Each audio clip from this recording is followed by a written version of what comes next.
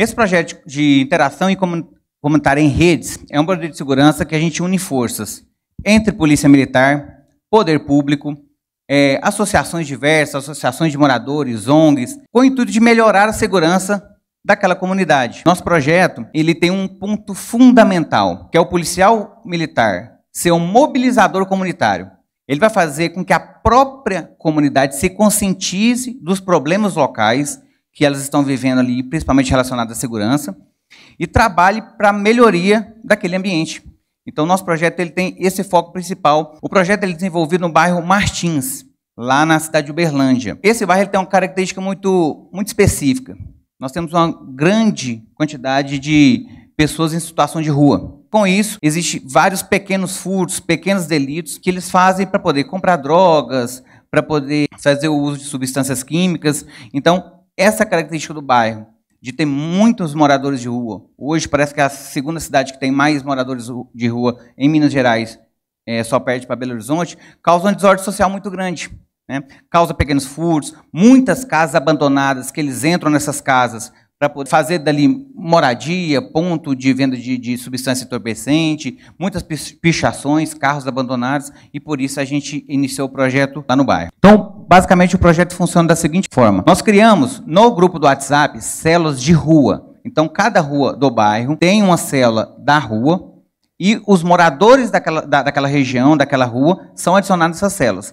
E ali nós vamos conversando sobre segurança especificamente deles. Então, se tem uma casa abandonada, os moradores já se mobilizam para ir lá e fazer o fechamento para impedir que aquele ali torne um ponto de venda de drogas. Se tem um carro abandonado, já fazem a solicitação para remover. Então, aquela desordem local, a própria comunidade já vai resolvendo. Nós funcionamos como um mobilizador. Então, todas as ruas têm uma célula, onde os moradores são integrados. E nós temos também os chamados grupos gerais do bairro. O que são grupos gerais? Todas as células são integradas nesses grupos gerais. Quando eu tenho um assunto para falar de segurança relacionada ao bairro como um todo, não rua específica, nós falamos nesse grupo geral. E quando a gente tem um assunto específico da rua, a gente fala dentro dessas células. Além também da comunidade alerta, onde os grupos gerais, as células de ruas, todas também são adicionadas nesse alerta. Lá a gente passa as dicas de segurança, porque cai para todos de uma vez. Então é bem organizado e uma forma da gente distribuir para cada rua, para cada grupo geral, as tarefas ali da comunidade. Hoje nós temos 8 grupos gerais, 75 células de rua. Dentre os projetos que nós desenvolvemos dentro da célula para melhorar a segurança, nós temos hoje, digamos, o carro-chefe do projeto,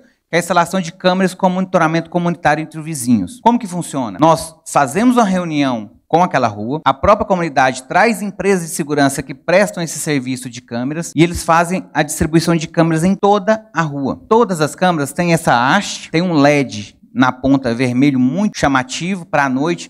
Todos que passarem naquela rua vê que tem muitas câmeras comunitárias ali. A própria comunidade tem acesso a todas as câmeras daquela região e a Polícia Militar também tem acesso a todas as câmeras daquela região. Então esse projeto hoje é um projeto que está sendo implantado no bairro inteiro. Hoje temos aproximadamente aí 700 câmeras já instaladas em aproximadamente 2 anos. É um projeto que traz muita relevância também. Para todos entenderem um pouco como que funciona. Todas as câmeras têm aquela haste, aquele LED vermelho para dar ostensividade. E essa ostensividade, ela se traduz numa prevenção criminal. Então todas têm essa haste, trazendo um pouco mais para a rua para todos verem. Todos os moradores e os militares que trabalham naquele setor têm acesso às câmeras também pelo celular, por um aplicativo simples de celular. Comunidade, essa foto aí é um exemplo real, é tirado de uma das nossas câmeras lá. Todas as vezes que a comunidade vê alguém suspeito ou vê alguma situação delituosa, eles mesmos já pegam, já printam a imagem, já pegam o vídeo, já compartilha dentro do grupo, a própria comunidade, e vai repassando para o vizinho que às vezes está desatento, o alerta sobre aquele indivíduo suspeito. Então, a própria comunidade vai participando desse projeto. A intervenção da polícia ali, ela é feita também, mas a comunidade, 80% do trabalho a comunidade faz bem feito,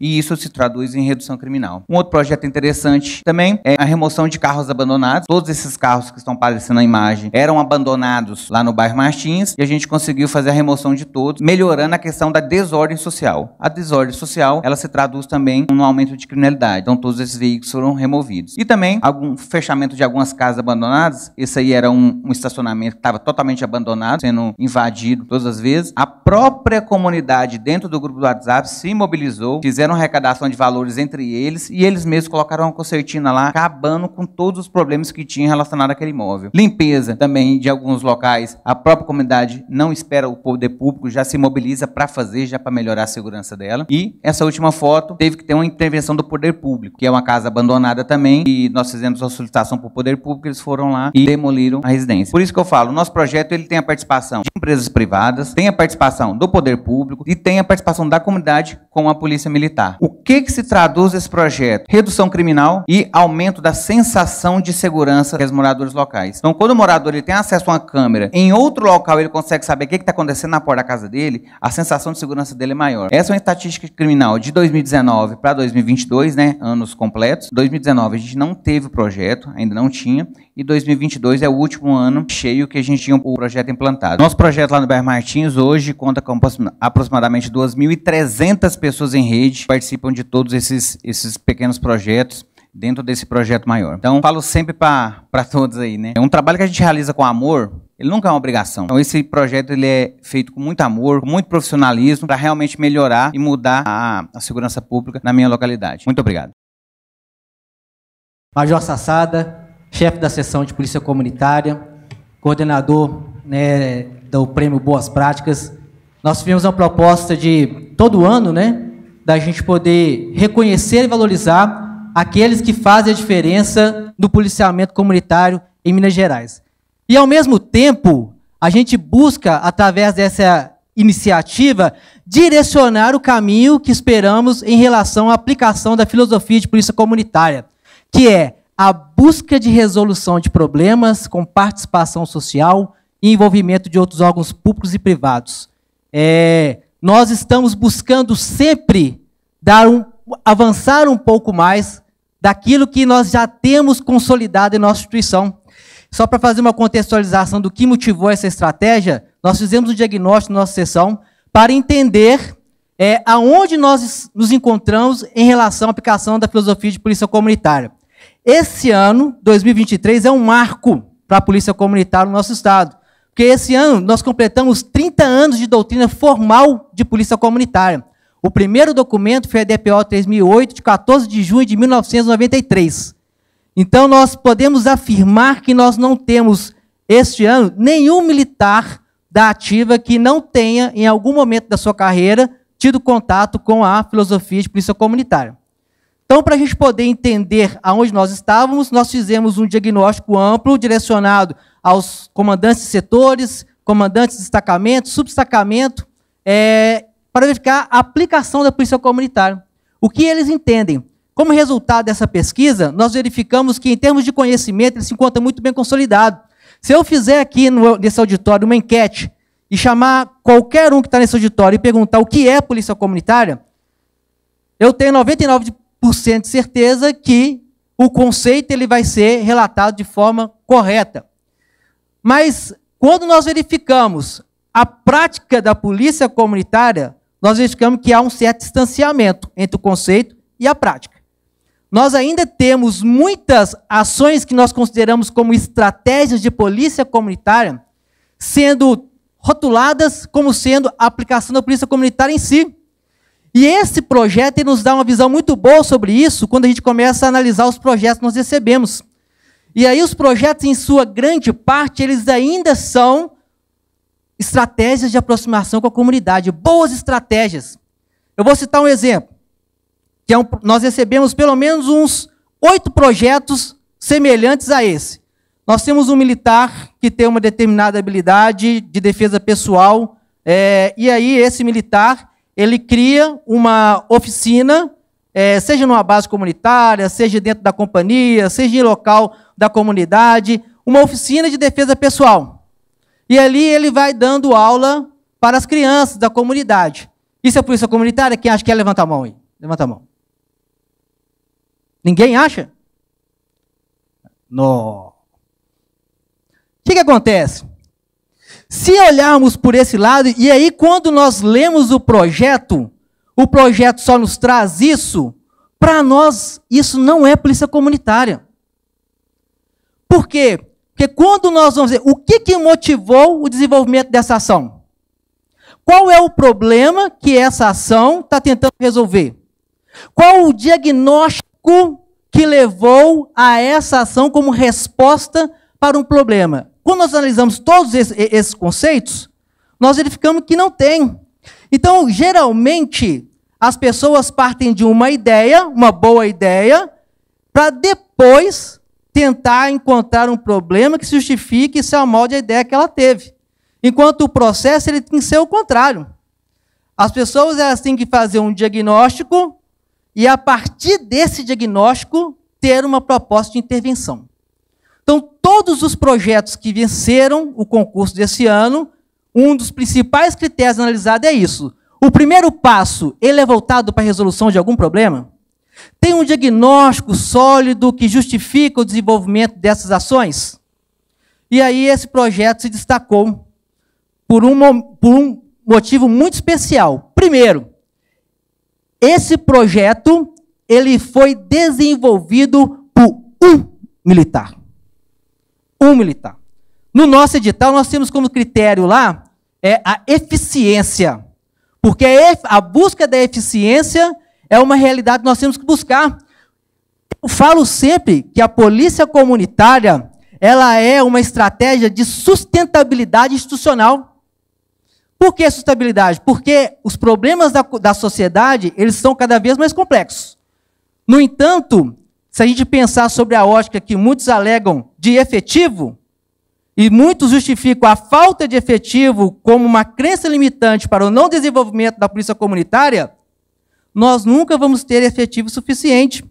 E aí, quem entende de filosofia de polícia comunitária vai saber que é justamente por não termos efetivo suficiente para fazer frente a todas as demandas da comunidade que nós devemos adotar a polícia comunitária, porque a polícia comunitária vai buscar atender as demandas da comunidade, mas não a polícia sozinha, mas através de uma atuação em rede. Porque aí eu tenho condições de um policial, e aí é o que destaca esse projeto, de atuando em rede com os moradores, envolvimento de outros órgãos públicos e privados, desenvolver uma série de ações voltadas ao atendimento das demandas da comunidade. Por isso que esse projeto se destacou e a ele foi dado o primeiro lugar. E aí nós temos aqui os cadetes do último ano que formam daqui a uma semana e vão ser, em sua grande maioria, comandantes de setores.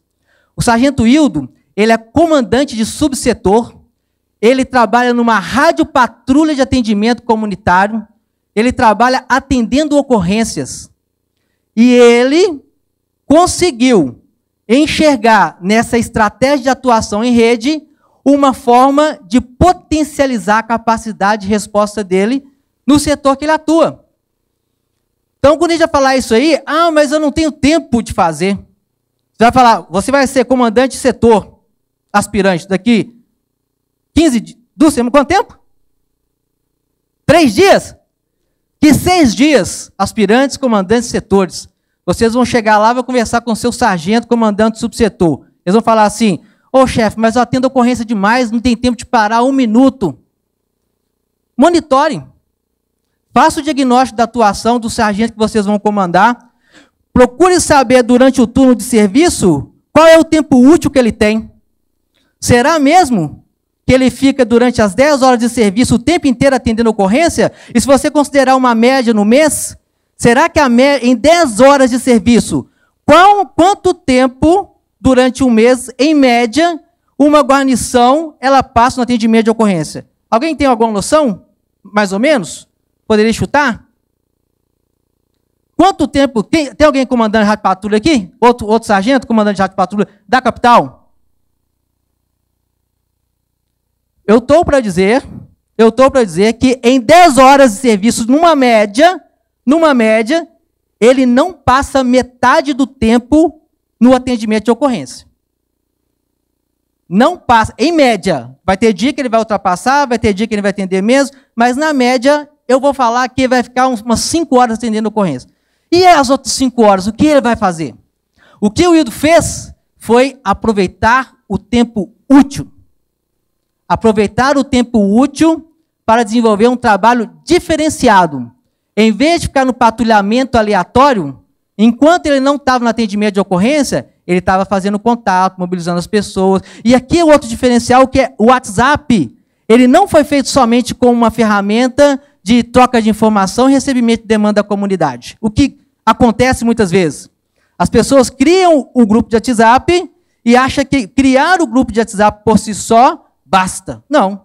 Ele criou o grupo de WhatsApp como uma ferramenta de comunicação com a comunidade, mas as pessoas que atuavam nesse grupo de WhatsApp, elas não se limitavam somente a receber e passar informações. Elas tinham um papel ativo, mas o papel ativo mediante a coordenação do sargento, fazendo com que eles não fossem somente fonte de demandas, mas também fossem agentes ativos na identificação, priorização e busca de resolução dos problemas. Por esse motivo, esse projeto ficou com o primeiro lugar, porque ele atende o requisito de eficiência, na medida em que eu tenho um militar que teve a capacidade de mobilizar mais de 2.000 pessoas no seu subsetor de atuação e fazer com que essas pessoas mobilizadas pudessem trabalhar de forma conjunta na identificação, priorização e busca de resolução dos problemas. E por isso ele é altamente reconhecido lá. Então, mais uma vez, parabéns, Sargento Hildo. Tenente Máximo, foi uma honra estar trabalhando nesse projeto de identificação das melhores práticas de todo o Estado. O senhor Major já disse o extrato de tudo aquilo que nós tínhamos para dizer, razão pela qual eu não vou me delongar. Mas eu gostaria de registrar esse agradecimento, né, principalmente ao Japão. Nós temos um sentimento de dívida, né? Sou Aoki Issei, representante da JAICA, demais representantes, a nossa gratidão que nos permite hoje estar sempre avançando e descobrindo caminhos que levam ao aprimoramento das práticas de polícia comunitária. Só queria acrescentar que quando a primeira vez que vimos o projeto do Sargento Hildo, quando eu vi o grupo de WhatsApp, há sempre, será que é só isso? E quando vimos a metodologia que estava bem fundamentada, a identificação daquele problema que afligia a comunidade com os moradores em situação de rua, e a maneira como foi tratada, e ao ir em loco e ver aquela reação das pessoas, e perceber que aquilo não era apenas uma prática escrita, e sim uma realidade que está crescendo, e fazendo com que nós tenhamos ouvido depoimentos como aquele que a pessoa diz: hoje eu entro no meu bairro e eu me sinto seguro. E mais que isso, através do trabalho, foi possível fazer com que a comunidade entendesse das melhores lições que aprendemos do modelo Coban, em que ela é parte da solução, e não apenas que a polícia deve cuidar dos pequenos problemas, sejam eles imóveis abandonados. Então, parabéns, Sargento Hildo. O seu trabalho é para nós uma satisfação, porque ele, ao estar onde hoje está aqui, homenageado e honrado, representa o esforço que temos em fazer com que esse tipo de projeto seja uma realidade em todo o Estado. Parabéns. Tenente Ana, da DOP, participei da comissão. Eu gostaria de fazer uma pontuação com relação ao projeto do Sargento Hildo.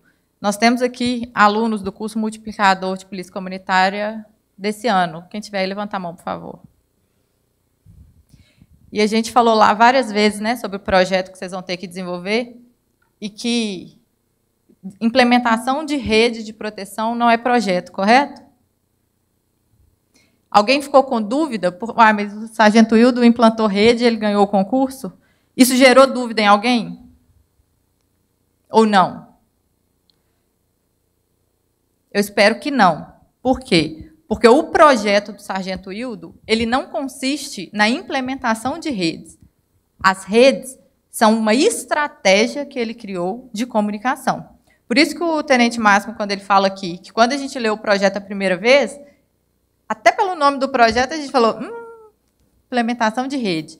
Implementação de rede não é projeto. Só que quando a gente foi ler o conteúdo, a gente viu que, na verdade, não era uma implementação de rede. A rede era só uma ferramenta e que o projeto consistia em outras ações.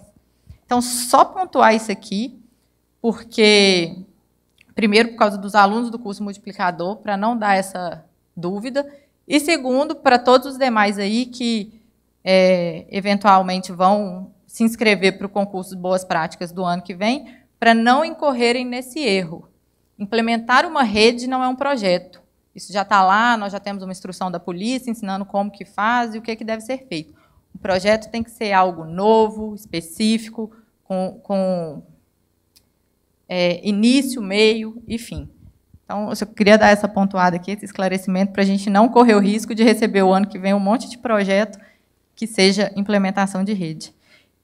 E só um diferencial desse projeto é porque, quando você atua em rede de forma bem articulada, você consegue algo que é essencial para aquilo que o Major Sassada falou, que é a comunidade trabalhando junto. E é o que a gente viu lá nesse projeto, o empoderamento da comunidade. Eles mesmos se articulam, eles mesmos se comunicam, e eles só avisam o sargento: sargento, nós estamos fazendo isso aqui. Sargento, nós precisamos fazer isso aqui, mas fulano já está fazendo isso, isso e isso. Não é a rede que vai lá e fala: ô, Hildo, faz isso para mim. Ô, Hildo, faz isso não sei o quê. Não é. E isso a gente viu lá e foi uma característica que me marcou muito, o empoderamento daquela comunidade. Então, parabéns, e é isso.